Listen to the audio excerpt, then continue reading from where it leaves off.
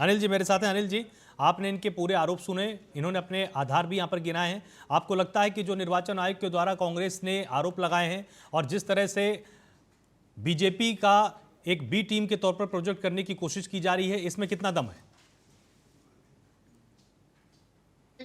पहली बात यह है कि इनके आरोपों में गंभीरता नहीं है। चुनाव आयोग स्पष्ट कह रहा है कि अगर आपके आरोप सब ठीक हैं तो आप लिख करके तथ्यों के साथ दो, हम उनकी कार्रवाई करेंगे।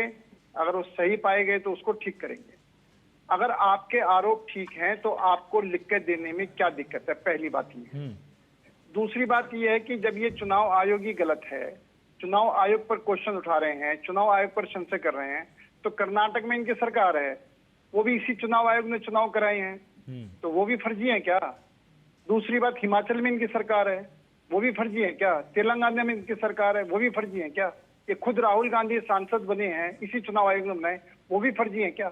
अगर ये सब कुछ फर्जीवाड़ा है तो पहले इनको नैतिकता के आधार पर रिजाइन देकर के बाहर आना चाहिए कि भाई हम फर्जी चुने गए हैं, हमको नहीं चुना जाना चाहिए था, जनता ने नहीं चुना, फर्जी वोटर लिस्ट से हम चुने गए।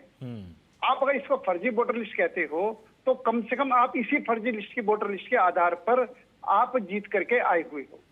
तो इनको ना ये बात मानने को तैयार है। चाहे चुनाव आयोग हो, चाहे सेना हो, चाहे माननीय सुप्रीम कोर्ट हो, कोई भी हो, हर संस्था पे सवाल उठाना, हर संस्था को प्रश्न लगाना, वो इनकी एक आदत बन चुकी है। आप ये बताएं कि उसी चुनाव आयोग द्वारा, उसी भारतीय संविधान के से ही ये सांसद बने हैं। ये जिस संविधान ने इन्हें सांसद बनाया है, उसी संविधान को प्रश्न पर खड़ा कर रहे हैं, उसी चुनाव आयोग को ये कटघरे में खड़ा कर रहे हैं। ये निश्चित तौर पर जनता को गुमराह कराना, देश में अराजकता फैलाना, और ये सही मायनों में इनके शब्द नहीं है, विदेशी ताकतों के हाथों में खेलना, ये इनकी एक पूरी तरीके से आदत बन गई है। दूसरा, चुनाव आयोग ने वोटर लिस्ट पब्लिक कर दी, आज उनको 8 या 9 दिन हो गए हैं। क्या इन्होंने, किनके पास जितने भी पोलिंग एजेंट हैं, BLA 2, क्या किसी BLA 2 ने कोई तथ्यों के आधार पर उसको चैलेंज करा? आप कोई चैलेंज भी नहीं कर रहे हो। उन्होंने वोटर लिस्ट पब्लिश कर दी है कि जहां कोई गलती है हमें बताओ, वो आप बताने को तैयार नहीं हो, आप लिख कर देने को तैयार नहीं हो। सिर्फ और सिर्फ जनता को गुमराह करने के लिए, देश में अराजकता पैदा करने के लिए आप ये माहौल बनाना चाहते हो। और देश की जनता ये देख रही है कि जहां ये जीतते हैं वहां अपने आप को ठीक कहते हैं, जहां गलत होते हैं वो कभी चुनाव आयोग पर, कभी EVM पर, कभी किसी बात पर, कभी किसी बात पर कोई ना कोई ठीकरा फोड़ देते हैं। ये अपनी हार को स्वीकार नहीं करते। निश्चित तौर पर मैं आज अभी देख रहा था तो आम जनता ये कह रही है कि राहुल जी को पब्लिक में उतर करके, मैदान में उतर करके वस्तु स्थिति को देखना चाहिए। आप सिर्फ किन्हीं कुछ लोगों ने इनके कान में भर दिया, कुछ लोगों ने इनसे कह दिया कुछ, और उस हिसाब से आगे बोलना शुरू कर देते हैं, उसकी तथ्यों पर जांच नहीं करते। आज हमें नेता प्रतिपक्ष चाहिए, समझदार नेता प्रतिपक्ष चाहिए।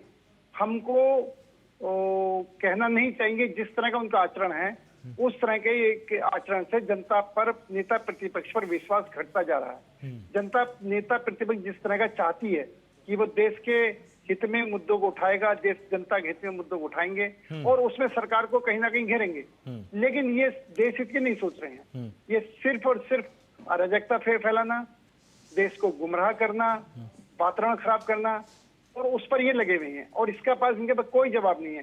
जब चुनाव आयोग ने, इससे पहले हर बार इनको बुलाता है, हर चुनाव से पहले चुनाव आयोग सभी राजनीतिक दलों की मीटिंग करता है, वहां पर ये कुछ नहीं बोलते, बाहर आकर बोलना शुरू कर देते हैं, बिना तथ्यों के आधार पर बोलते हैं। तो निश्चित तौर पर ये आज कांग्रेस कटघरे में खड़ी हुई है, इनका NDA कटघरे में खड़ा हुआ है। जनता ये देख रही है कि जो सही काम है, होने चाहते हैं, ये नहीं होने चाहते। अब SIR का मतलब क्या है? वोटों का शुद्धिकरण। अब अगर वोटों का शुद्धिकरण हो रहा है तो इस पर भी इनको ऑब्जेक्शन है। अगर इसके अंदर जो लोग मर गए हैं उनके नाम कट रहे हैं, इनमें भी ऑब्जेक्शन है। जो ट्रांसफर होकर चले गए हैं उनके नाम कट रहे हैं, उसमें भी ऑब्जेक्शन है। जिन हमारी बेटियों की शादी हो गई उनके नाम कट रहे हैं, उसमें भी ऑब्जेक्शन है। और जो बांग्लादेशी लोग आए हुए हैं, जो फर्जी वोट के आधार पर बने हैं, उनके नाम कट रहे हैं, तो इन पर भी इनको ऑब्जेक्शन है। अगर वोटर लिस्ट ठीक हो रही है तो इनको ऑब्जेक्शन है। और इनके जो ऑब्जेक्शन है वो कह रहे हैं आप लिख के दे दो, आप लिख कर हल्फनामे के साथ हमें दे दो, वही देने को तैयार नहीं है। और मैं आपके मंच के माध्यम से स्पष्ट कहना चाहता हूं कि राहुल गांधी जी को यह हल्फनामा दे करके चुनाव आयोग को चैलेंज करना चाहिए, और नहीं तो देश की जनता से माफी मांगनी चाहिए, चुनाव आयोग से माफी मांगनी चाहिए। और इसके अलावा अगर इनमें कहीं भी सच्चाई है तो नैतिकता के आधार पर इनको रिजाइन देना चाहिए और इनके तीनों सरकारों को रिजाइन देना चाहिए, जिससे जनता को ये लगे कि वाकई में इनके अंदर कोई त्याग भावना है। सिर्फ आरोप लगाने से काम नहीं चलेगा, कुछ करके दिखाने से काम चलेगा। आप आरोप लगा बैठ जाते हो और बाद में माफी मांग लेते हो। अब कई बार आपने देखा कि आरोप लगा देते हैं, फिर आरोप गलत साबित होते हैं तो ये माफी मांग लेते हैं। कोर्ट ने इनको फटकार लगाई है, ये कोर्ट को भी मानने को तैयार नहीं। कोर्ट ने इनको कही कि आप जैसे जिम्मेदार पद पर आप कोई भी आरोप लगाओ तो सोच समझ के लगाना चाहिए। आप बिना सोचे समझे आरोप लगाते हो। ठीक है अमीन